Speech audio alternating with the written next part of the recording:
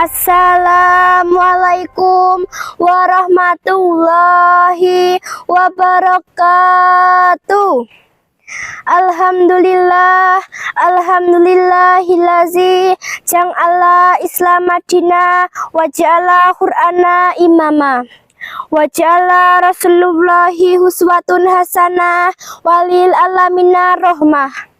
Waja'ala Indonesia daulatan mustahila bi Pancasila falsafah wabi undang-undang asasa wabi reformasi Haji Prabowo Subianto la ala badatan taibah amma ba'dah. Yang saya hormati Dewan Juri yang insya Allah arif dan bijaksana, serta hadirin yang dirahmati Allah Subhanahu wa Ta'ala. Pertama-tama dan yang paling utama, marilah kita panjatkan puja dan puji syukur kita kepada Allah Subhanahu wa Ta'ala yang telah memberikan rahmat, taufik, nikmat, serta hidayahnya kepada kita semua, sehingga kita bisa bertemu di tempat yang berbahagia ini dalam keadaan sehat walafiat. Kedua kalinya, sholawat bermutiarakan salam tetap tercurahkan keharibaan Sang Maha Cinta, Habibina wa Syafina wa Maulana Muhammad Sallallahu Alaihi Wasallam, yang telah membawa kita dari zaman jahiliyah menuju zaman Islamiyah yang terang benderang seperti saat ini.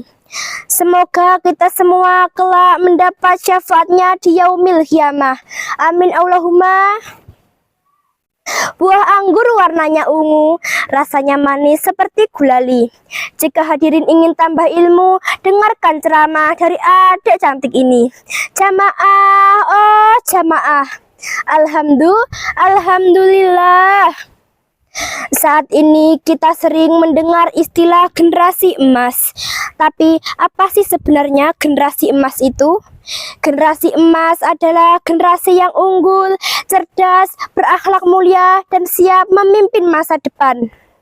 Nah, pertanyaannya, bagaimana caranya agar kita sebagai anak-anak bisa menjadi generasi emas? Jawabannya adalah dengan cara meneladani jejak Nabi Muhammad Sallallahu Alaihi Wasallam. Beliau adalah teladan terbaik yang tak akan pernah lekang oleh waktu. Jejak dan langkahnya adalah jalan inspirasi yang akan membimbing kita menuju keunggulan dunia dan akhirat. Teman-teman, ada 4 jejak utama Nabi yang bisa kita ikuti. Pertama, jejak kejujuran, sidik. Sejak muda Nabi Muhammad dikenal sebagai Al-Amin, yang artinya orang yang dapat dipercaya. Beliau tidak pernah berbohong, baik dalam perkataan maupun perbuatan.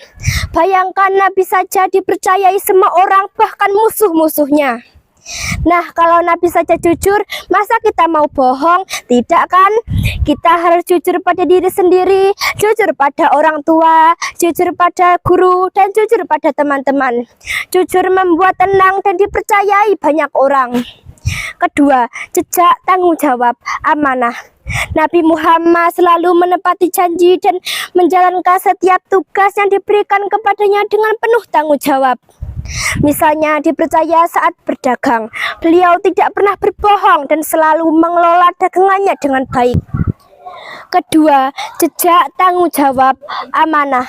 Nabi Muhammad selalu menepati janji dan menjalankan setiap tugas yang diberikan kepadanya dengan penuh tanggung jawab.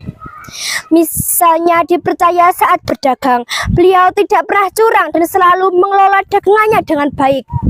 Sebagai generasi emas, kita juga harus amanah, teman-teman. Kalau diberi tugas sekolah, kerjakan dengan baik. Kalau disuruh orang tua, jangan menunda-nunda.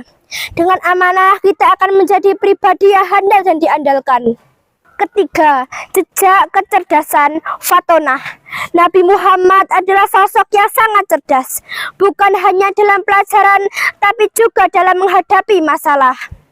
Beliau juga mampu mengerjakan persoalan dengan bijaksana, seperti saat meletakkan kembali Hajar Aswad di Ka'bah.